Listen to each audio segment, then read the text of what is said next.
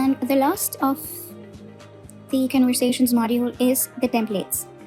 This is one of the sample email template that has been provided by HubSpot. So we can look into it as well. You can see this is just like a snippet, but a snippet for an entire email. So if you want to reuse the entire email, you can create an email template. This hi contact name. This is the token that has been used. So whenever you're setting up the audience for this list or email, all the contacts' first name would be populated to all the recipients of this email. Other than that, there are a couple of things if you want to, just want to refine that.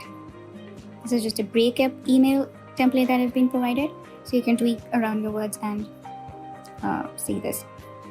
I'm not going to do any additions or subtractions in it, so I'm just going to cancel this, and this will provide me the access to the conversations templates. Again, within this feature, you can also have 5 templates for your emails. And to upgrade, to get the more templates, you will need to upgrade the package.